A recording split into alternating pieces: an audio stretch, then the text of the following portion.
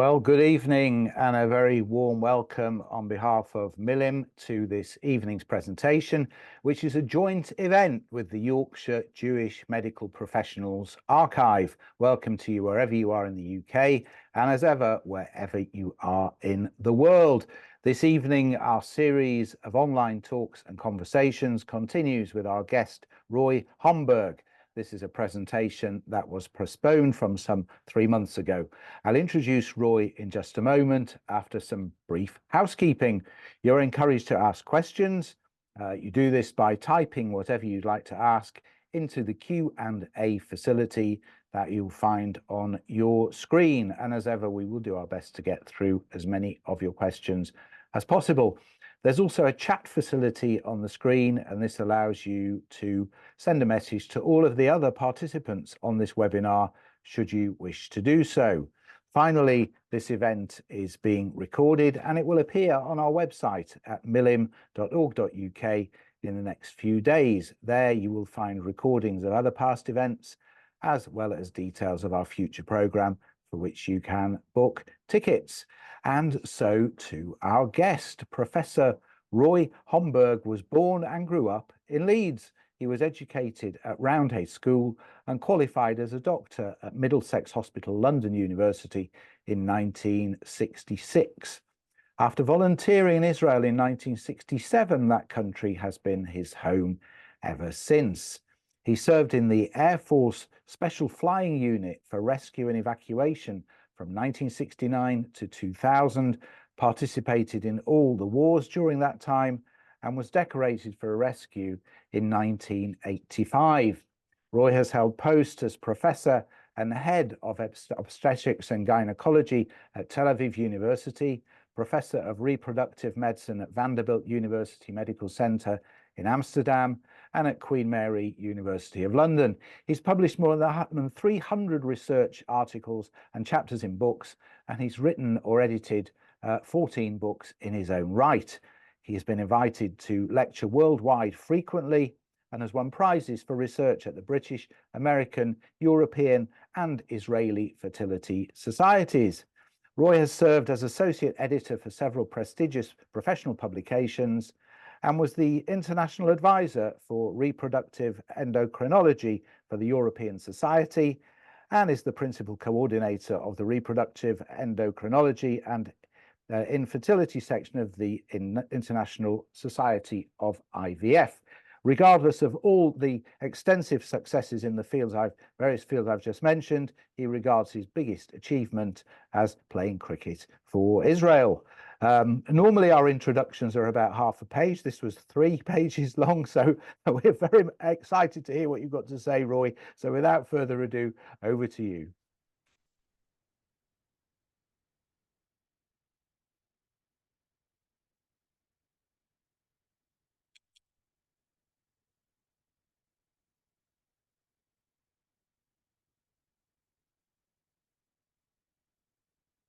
Well, thank you very much for that introduction. I'd also like to thank Milim and the Yorkshire Jewish Medical Professionals Archive for inviting me to give this talk.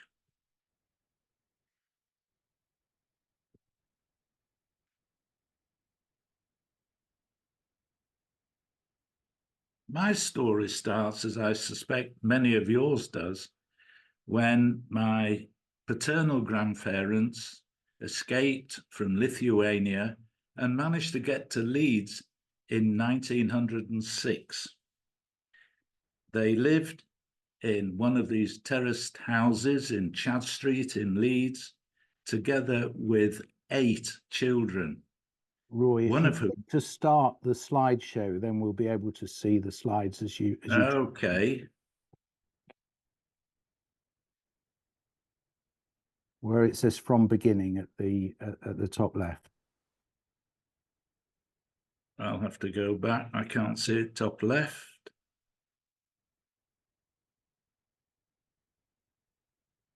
How do I get out of the big screen? Okay, just click on the next slide on the left-hand side. Then you can move through them, okay? I don't think Roy can see those. Can you see them now? We can see the slides, but you want to be able to move through them, don't you? Yes. So, okay, we'll just click on the one you want to show, okay? Do it that way. Okay, is it moving? No. Hang on, yeah. Need to run the slideshow. The slideshow's not actually showing. We can see it sort of waiting to be shown.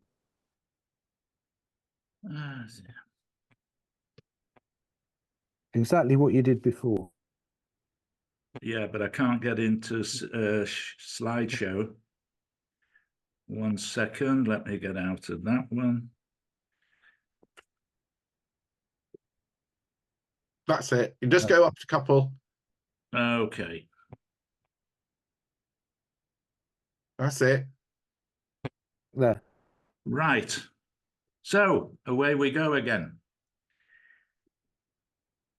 As I said, many of you will have similar pictures to these of your grandparents arriving, escaping from Lithuania, arriving in Leeds. And my paternal grandparents lived in one of these terraced houses in Chad Street in Leeds, together with 8 of their children, one of whom was my dad. My grandfather had set up a tailoring business in Leeds, but was persistently hampered when taking home the takings of that particular day by gangs and robbed of his money. Now, my father decided this was not on and decided to do something about it. And he accompanied my granddad and made sure that he didn't get robbed. Now, he could do this because he was a big man and he was a strong man. And from this experience, he learned very well how to fight. So much so that he became a heavyweight boxer. And that was the way they could inject a little bit of money into the family without his mother knowing. Now, the billing of the boxing match was a bit difficult because they couldn't write Mick Homburg, the Jew from Leeds. So he was known as Kid Holmes, the Fighting Scot from Ayr, something that was completely foreign to him, but it served the purpose. My dad married my mum, Rose, who was a nurse at the Seacroft Hospital, and they had me in 1943. My dad never made it to the birth because he was away with the British Army during the war, but I was reassured that my mother was present at the time. After working in the markets for a few years, my dad opened a barber shop in Core Lane in Leeds, very near Kirkstall Market, and his main claim to fame was cutting the hair of the Leeds United football team. Roy, we're still looking at Kid Holmes. I don't think the slides have moved on. Do what you were about to do before. You were going to press from beginning. Your cursor was in exactly the right place. Yeah, that's exactly what I did. That's it. You're there now. You've got him. Right. So which sides have you seen? Which sides have you not seen? We're now looking at a young man. Which I think must be you. Looking at what? A young man. A kid. Oh, that's me. Yes. Okay. When I was 4, my sister Gay was born, and this was probably my first interest in fertility. And this was a picture that I found some years ago. And I was a pupil at Roundhay, like probably some of you were as well. And many of you will have pictures like this in your albums. I loved my schooling because there was loads of cricket and rugby and athletics, and a bit of good teaching as well. I enjoyed very much my years at Roundhay. I had many friends there. There are, of course, some people who did not agree with me, but I think we'll just ignore her, won't we? In the middle of the sixth form, the second year, then I applied for medical school and was delighted to get an invitation for an interview at the revered Middlesex Hospital Medical School in London. Now, I'll never forget that interview because there were three very distinguished people sat opposite me. And the first question was, Mr. Homburg, I see you play cricket. What do you do? I said, well, I bowl slow left arm and I'm a left-hand bat. And who have you played for? So I've played for the school and I've played for Leeds. And you play rugby as well? I said, yes, I've played for the school team. And they said, well, fine, just pass your advanced levels and you're in. Today, I wouldn't stand a chance in hell of getting into medical school. But those days, a lot of things were different. My years at medical school, I really enjoyed because we're talking about being a student in the 1960s in London, and that was terrific. I wasn't very good academically, but if we can get the slide back.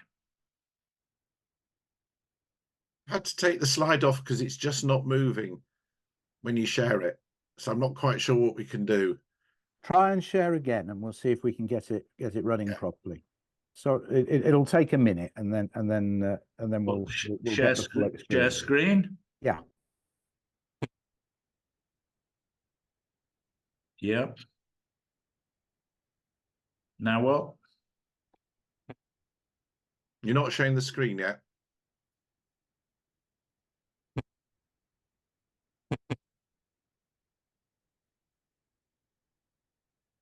We've got a picture of Middlesex College. You're on full share screen. Just click your return button now. Just click return. Click the down arrow, you'll get the next slide. Yeah.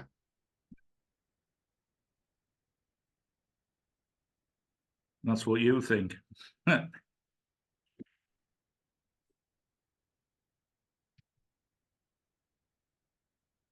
Okay, there's nothing moving at the moment. No, I think we best just take it off share for the minute. Okay. Just leave it. I'll take you off share.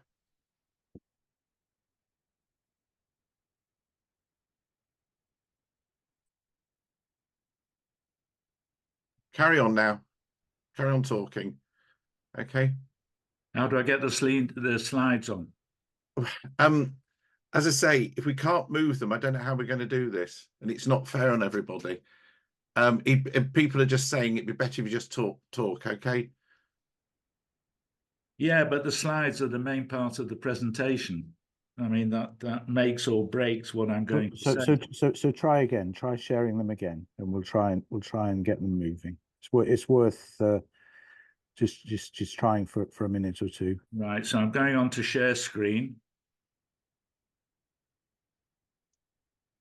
Click on screen. Yeah.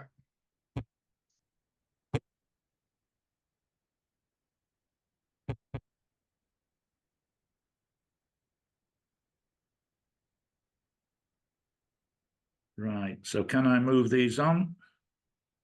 You have to try hitting return or the down arrow. Yeah, nothing's happening with the down arrow. Any other ideas? Try return. Enter. Oh. This is a picture of you in the army.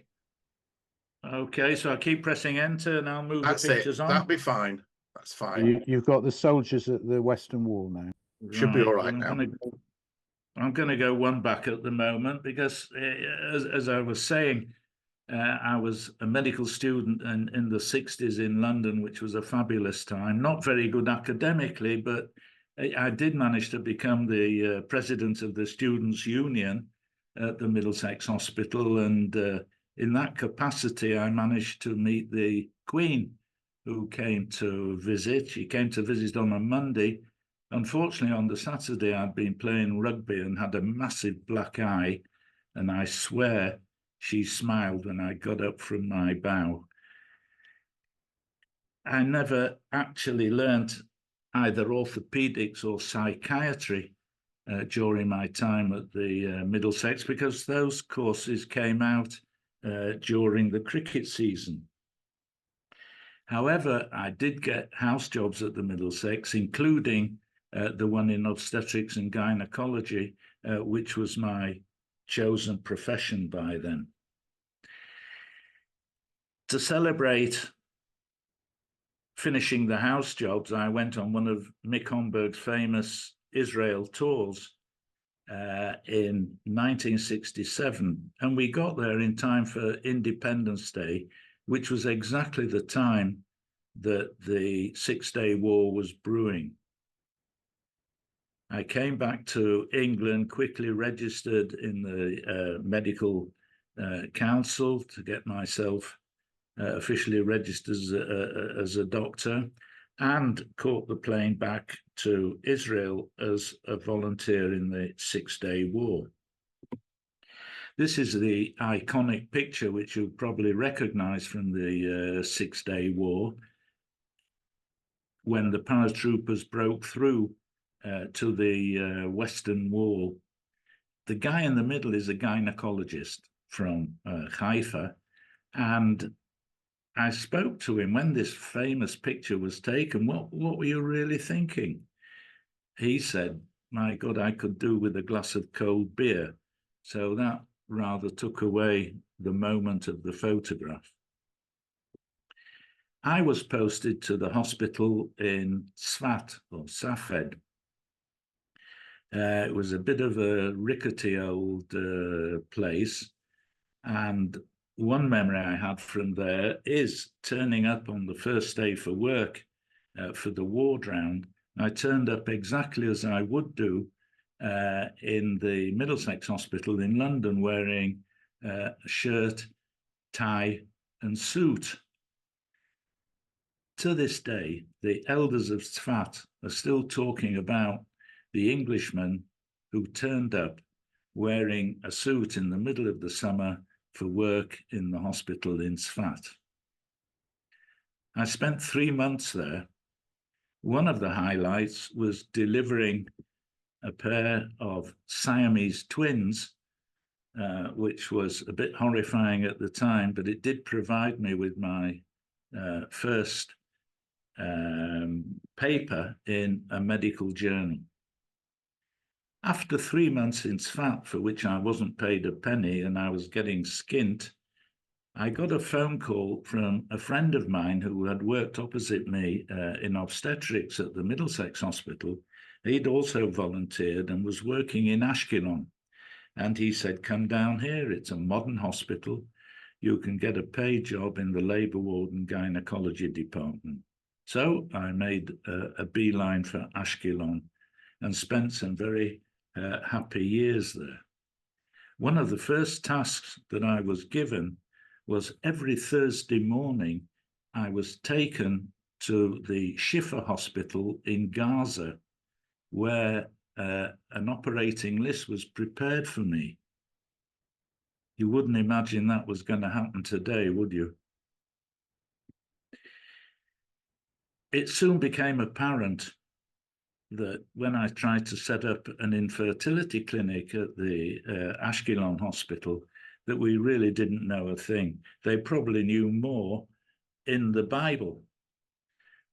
Eve was probably the first reported case of cloning from stem cells from Adam's rib. When Abram married Sarah, Sarah was getting on a bit by then and having great difficulty getting pregnant. So Abram was sent, went to Hagar, who was their servant, And between them, they produced Ishmael, the first example of Israeli-Arab relationships. By some miracle, Sarah eventually delivered after this first reported case of surrogacy, and they had Isaac. Isaac married Rivka, and they had two sons, Esau and Jacob. And Jacob married Rachel. They, after long years of suffering, eventually had Joseph. But the suffering of Rachel is well documented in Genesis. Haveli banim ve'im ein meta anochi. Bring me sons, if not, I will surely die. There were also other cases of infertility in the Bible. The wife of Elkanah was probably one of the first recorded cases of blocked tubes.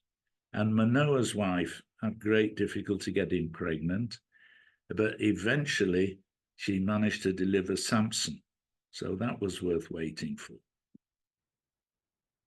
I've been very lucky that during my professional life, there have been so many brilliant advances in medicine and science. And one of those was the discovery of the structure of DNA. This was an amazing discovery which has changed so many things. It was done by Watson and Crick, aided by a crystallographer, a Jewish lady from Finchley called Rosalind Franklin. This changed many things. One of them that it changed, other than the forensic laws, was pre-implantation genetic diagnosis, which simply means that by discovering the genetic makeup of any individual, we can now prevent an enormous number of really horrible diseases by examining the DNA and the genes on the embryo before it's put back into the womb. So this is an enormous advance that has saved so much suffering. Of course, it can be exaggerated. The doctor here is saying, the good news is that you're pregnant, Janet. The bad news is the DNA test reveals it's going to be a Manchester supporter who votes Tory.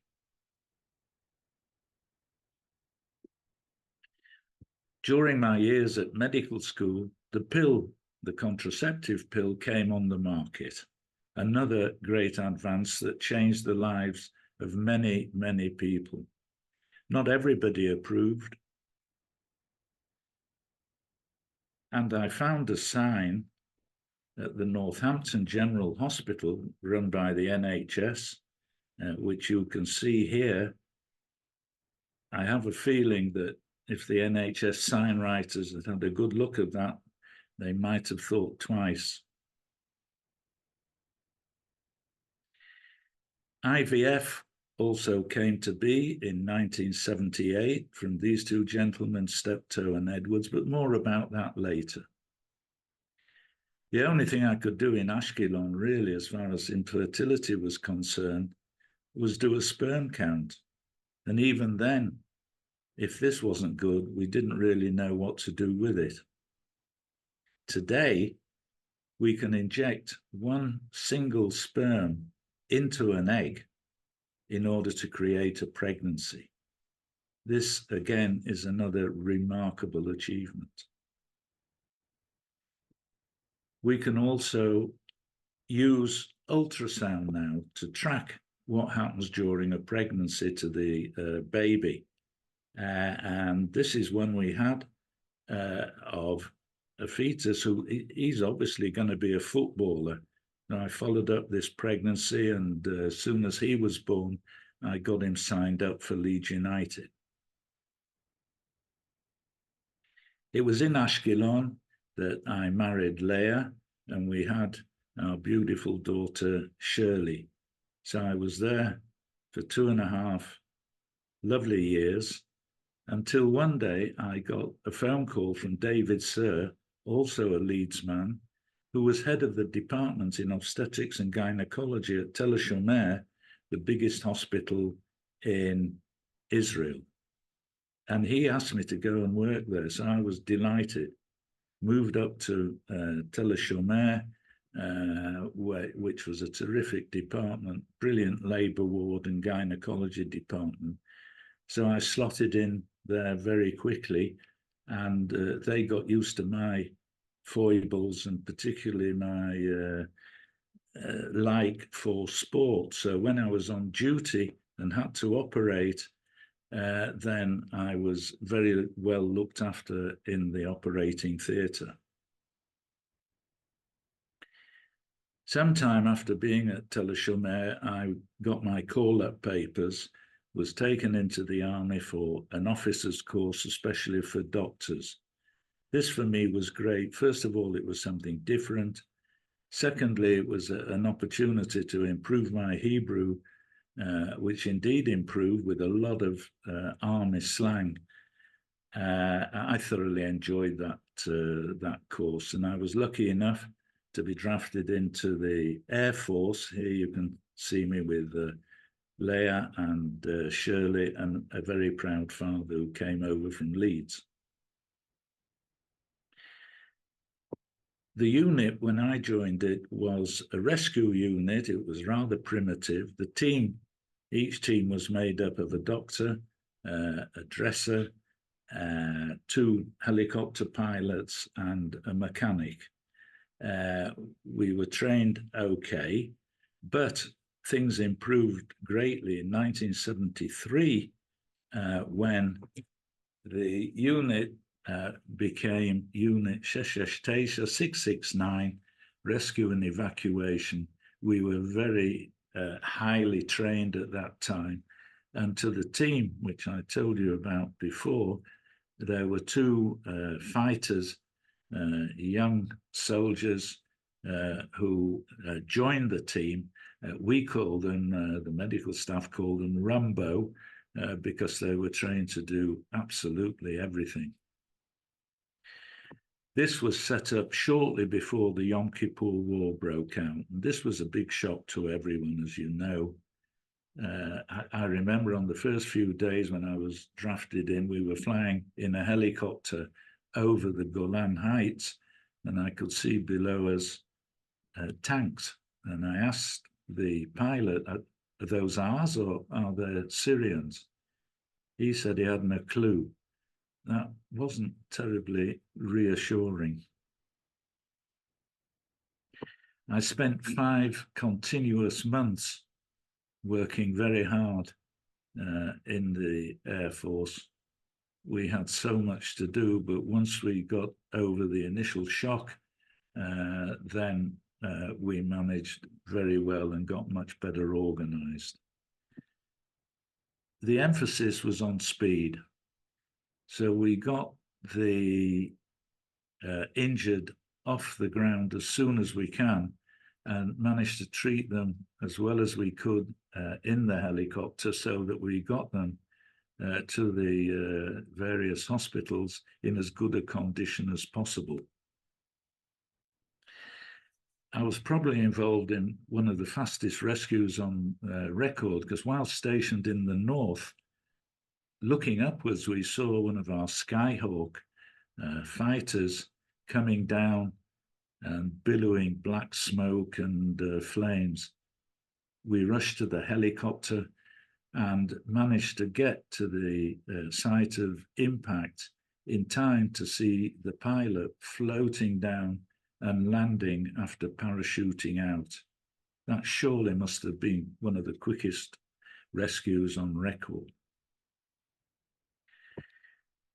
I worked for quite a time in the Sinai Desert immediately after the Yom Kippur War.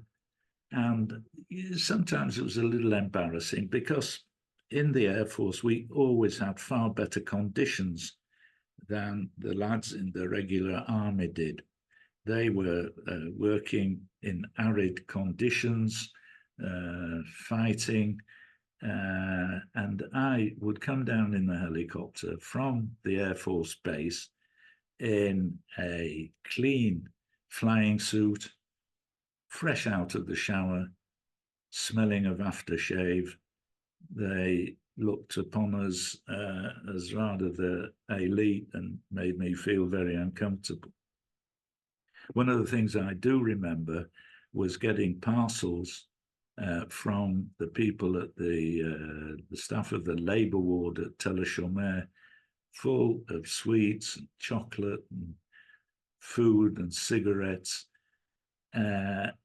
This was just a reminder that however much we Israelis can argue between ourselves, once we're in trouble, everybody really binds together.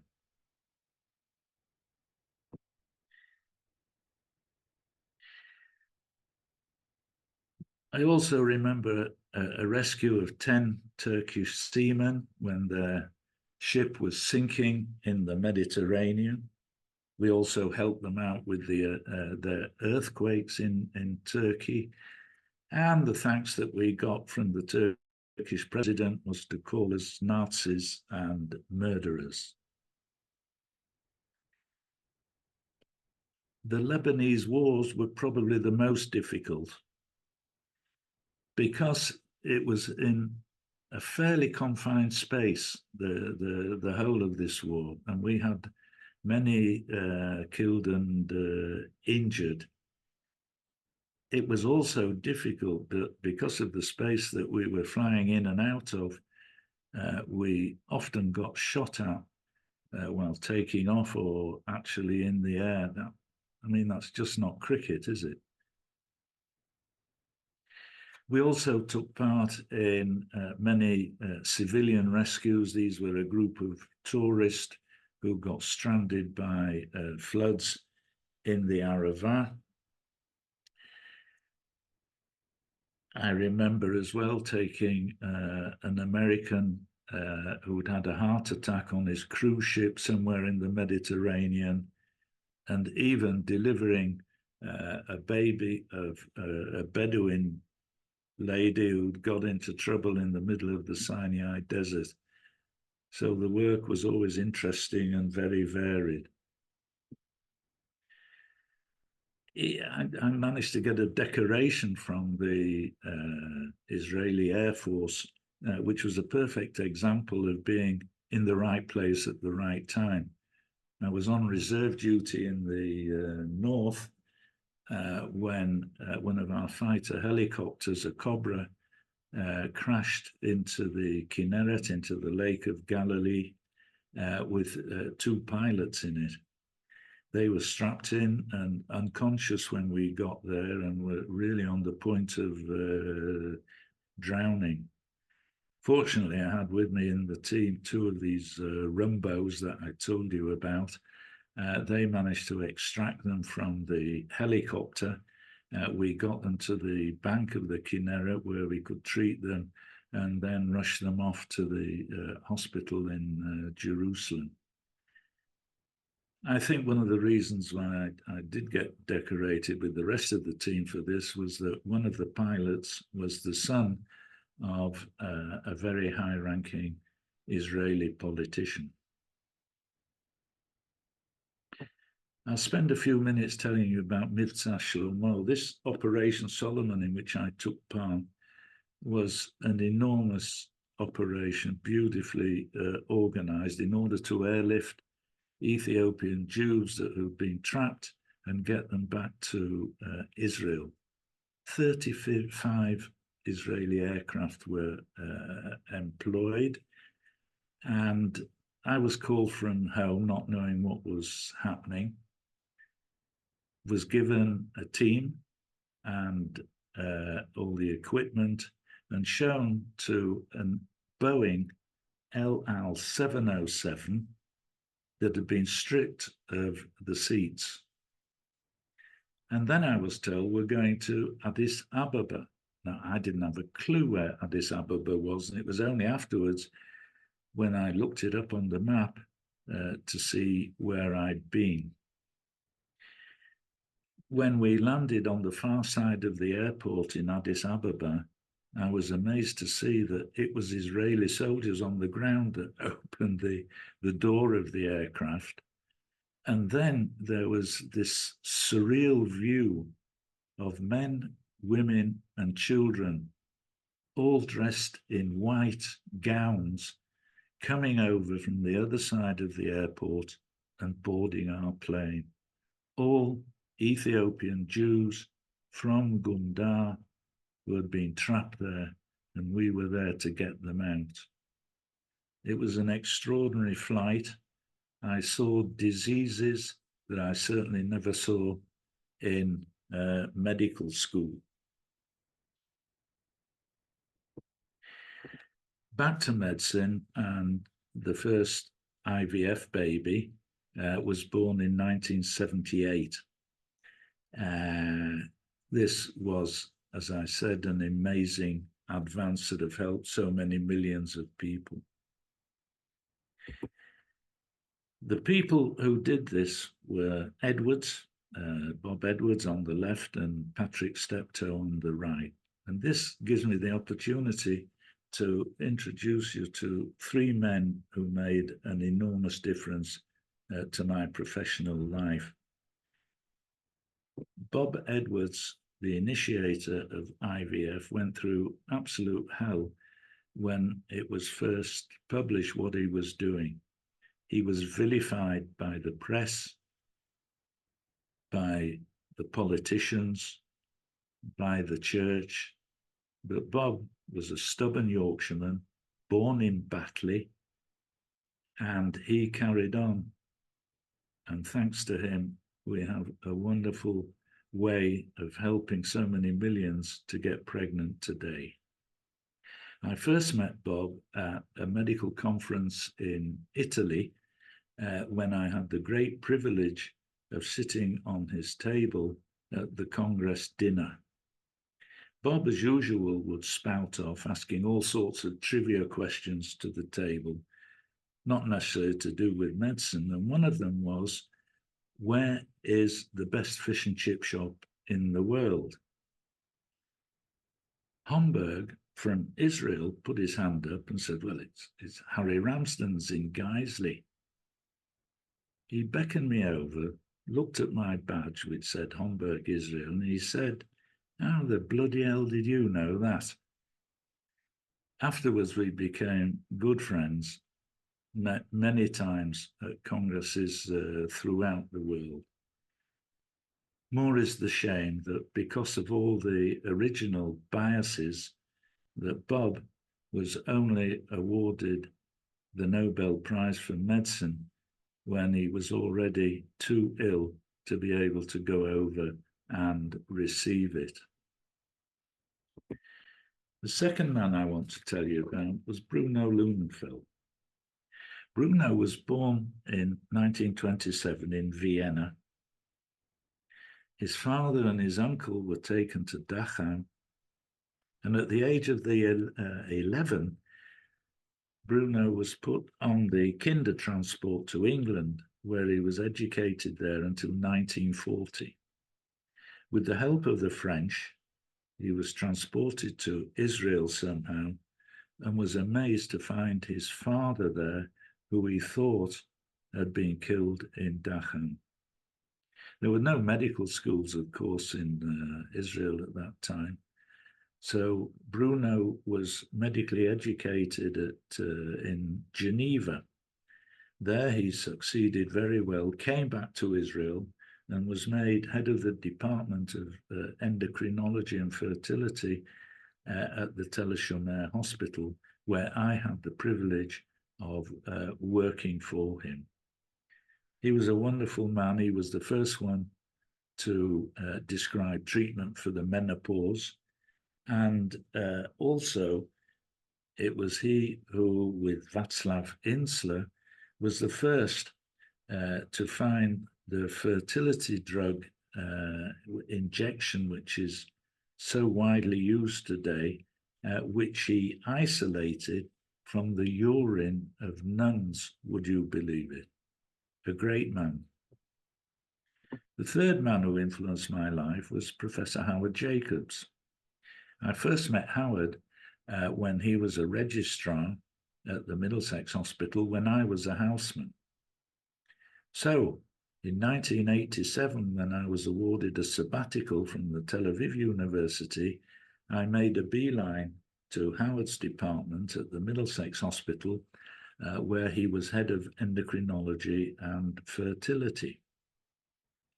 There, we did an enormous amount of research work initiated by Howard, and after a year and a half there, it was he who really enabled me to become a professor at Tel Aviv University and eventually head the university department of obstetrics and gynecology. It was also Howard who set me on the road to getting invitations to speak from abroad. And this was the start of a wonderful adventure where I was lecturing in a lot of places throughout the world. By the way, I was always labelled, of course, of Homburg from Israel, and got many compliments on my English. I never let on, of course. One woman I remember came to me after a lecture in New York, and she said, it even sounds that you have a Yorkshire accent. How wonderfully observant. I've been lucky through the lecturing abroad. I've seen many places. This is in South America, this in India and Sydney. Now, you may think, well, what a lot of jollies. You must have had a marvelous time seeing all these places. But lecturing abroad, it can also be quite work. It can be quite hard work, as you can see from these following pictures. This is with Professor Balin, who's now working in Leeds. This was in Capri, in the Caribbean. And this was in Vietnam when I was asked to speak in Ho Chi Minh City, previously Saigon, the capital of Vietnam. And I was the first to lecture in that morning, got up onto the stage and said, "Good morning, Vietnam." Now, I don't know if the audience appreciated it, but I had a good giggle to myself. I worked for 4 years on and off as head of the department in the Free University in Amsterdam, and I was commuting back to Israel at the weekends. This was a wonderful opportunity to learn how a well-organized department should be run, and it was a very, very valuable experience. I also made friends with the Bulgarians, and I was advisor to a hospital in Sofia. And because Milim is officially a literary organization, they asked me to mention some of my publications. So here are two of my latest books. This one is called Ovulation Induction and Controlled Ovarian Stimulation.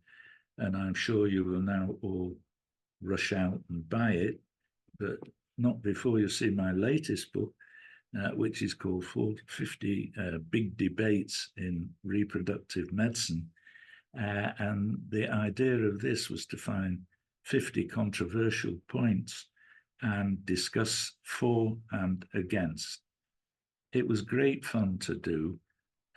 You should know you never make money from writing these books. I just got a royalty check for this book last week for the princely sum of £23.65. But it was a great fun writing it. The next just 2 minutes, literally, I'll tell you about a little bit of the research that I'm doing now. So if you want to put the kettle on, this is probably the time to do it. I've been investigating a syndrome called polycystic ovary syndrome. And this there's a peculiar configuration of the ovaries, but it's associated with an absence of the periods or very irregular. It causes infertility, some hairiness of the face and the limbs, and sometimes associated with obesity. It's very common. 1 in every 5 women has polycystic ovaries. Now, obviously, medical ethics don't allow me to tell you which one of these 5 has polycystic ovaries. This is just to illustrate that it is indeed very common. Most of my work has been finding out what the best way to get these women pregnant is by restoring the ovulation. And we now have various methods to be able to do this. But PCOS is not just a fertility problem. If you have PCOS, then you've got a much larger chance of having diabetes, high blood pressure, heart disease, and stroke. So it is an important syndrome. I want to know where it's coming from, and that's what I'm trying to find out. We know it runs in families, or some of it does, but we've never actually found the genes that cause it. So my idea is it's actually caused by environmental factors in the womb at the time of the pregnancy. And this is basing on the Barker hypothesis, which says what happens in the womb at the time of the pregnancy, particularly the environment, is extremely important in dictating your health in adult life. So this is what I'm working on. It's great fun trying to do it, and hopefully something will come out of it in the end. As an Israeli, I can't not mention October the 7th. This was a day that literally changed a lot of my thinking, not just mine, but a lot of Israelis were changed by this day.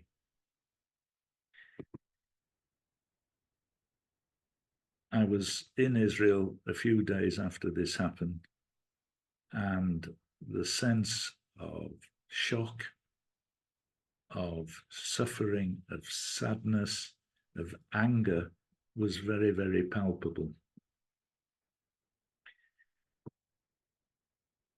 It's a shame that we don't let the world know what these barbarians call themselves Hamas did on that day. We should broadcast it much more widely so people would understand much better what we're up against. Even just last week, we still had to cower because of the rockets coming over. And in the north, we're being bombarded by the Hezbollah every day. And many families, including those of my nephew, his wife, and 3 kids, have been evacuated and have been out of a home in the north now for the last 7 months. So please, whatever you think of Israeli politics, stick with us and try and help us get out of the mess that we're in. A word about my family. This is Shirley, my lovely daughter, of whom I'm very proud. She is now a doctor of microbiology and toxicology, and has given me 2 wonderful grandsons, Gil, who wants to be a doctor, poor lad, and Tom, who is already a very successful businessman. Sister Gay, who has lived in Ra'anana since 1969, has been an absolute rock for me. She's tried to keep me on the straight and narrow several times, not always succeeding. Gay has 2 wonderful sons, Erez and Mickey, my nephews. Erez was a very high-ranking officer in the IDF until his retirement at the age of 45. He was in charge of the whole of the artillery on the northern border, and since then up to 7 months ago, lived on the kibbutz in the north with his family. Mickey made a career for himself in America as a chief negotiator for the release of hostages and of American prisoners held abroad. He did it so well, he's been nominated for the Nobel Peace Prize. By the way, this Mickey is the one on the right, and this time on the left. So really not much has changed since my years, as you'll see here in medical school in 1961. Well, I might have lost a little bit of hair, but one thing I've achieved is being part owner of a racehorse that ran at Royal Ascot. That's a story for another day. And also being a co-founder of the Leeds United Supporters Club in Israel.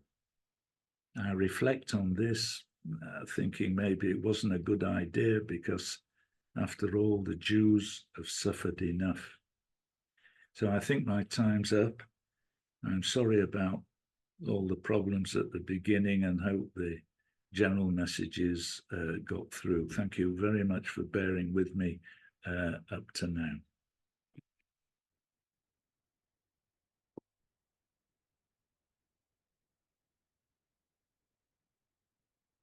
Just waiting for Jonathan to come back, but I don't know where he is. One moment. Oh, well, oh, there we are. Sorry, my fault. Thank you, Roy. Thank you so much. What you won't know is through your presentation, there were countless messages of admiration and support. And I don't think anybody remembers the slight hiccup we had with the slides at the beginning. The talk was magnificent, and messages still coming through how much our audience enjoyed it. If you have questions for Roy in the few minutes we've got left, please put those into the Q&A now and we'll ask them. We do have a question from a fellow called Tony Kelvin. I think you might know him. He wants to know what your outside interests are. You shared so much about your career. What else do you do? I mean, you said you'd play cricket for Israel. Maybe you'd tell us a bit about that. Well, playing cricket from Israel, I played cricket in Israel till the age of 57, when I really felt I couldn't do it to a good standard anymore. There's a very strong cricket league there, and we also have an international team. And this was a wonderful experience. Sometimes we had to clear the camels off the pitch before we started playing, but I made a lot of very good friends there, and that was a wonderful experience. Tony knows the rest of my interests, which I'm not so sure I want to reveal them here. Okay, so man of mystery. You were talking about your experiences in the army, and some of what you were showing us and talking about looked a bit hair-raising, but you never mentioned fear at all. What was it? Was it frightening? Were the rescue missions you were running scary, or did that not sort of cross your mind? Yeah. When I was in the helicopter, I was never frightened because this was my environment. This is what I've been trained in. This is what I did, and never really got frightened.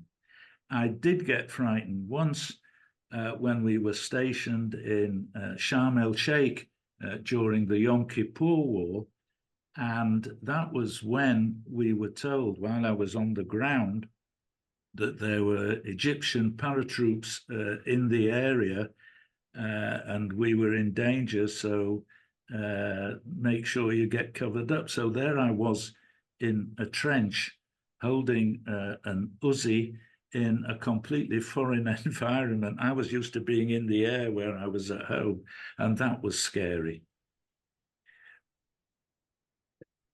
Well, oh, here we go. Have we got a question just coming in now? Just this is Helen Frey saying on behalf of the Yorkshire Jewish Professional Medical Archive, thank you so much for your inspirational presentation. It was fish and chips. You've got loads of messages coming through. We'll share those with you afterwards. But it doesn't look like our audience have got any more questions for you. So thank you so much for being our guest. It's been a real pleasure to listen to your story and to say thank you. We'll get one of these books of my photographs on its way to you. Great. Faces of Israelis, which I hope you'll enjoy. Now, just a few words about our upcoming program before we leave you. The event we were going to hold next week on the 10th of June with the Jewish Chronicle editor Jake Wallace-Simons has been postponed because we have a hustings taking place on the same evening, and we do hope to advise you of a new date for that presentation very soon.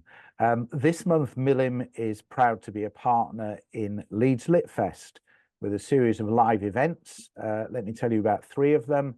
Sunday, the 16th of June, is the Big Leeds Lit Fest quiz. This is hosted by Gary Rigglesworth, and it's at the Lamb and Flag Public House in Leeds. The following day, Monday, the 17th of June, John Bowers, KC, and I will be discussing his new book, Downward Spiral, Collapsing Public Standards and How to Restore Them. This is a live event only, and it will be at the Leeds Library. And then finally, for now, on the 20th of June, the actress, comedian and star of Ab Fab and French and Saunders and so much more, Helen Lederer, will be in conversation with me at the Royal Armouries. Do make sure you get your tickets for that. We expect it to be a sellout. So to book for these and other events and for details, as well as to see recordings of our past events, please visit milim.org.uk. You can sign up to our newsletter there, and that way you'll be sure not to miss anything. All of our online events are free, but you are encouraged to make a donation. There's a link in the chat and also on our website. We do make a charge for live events because some of those are rather expensive for us to stage. So it remains for me to thank our guest, Roy Homburg, once again. Thank you so much, Roy. It really has been fascinating. And looking forward to seeing you all again at a future event. Until then, stay safe. See you soon.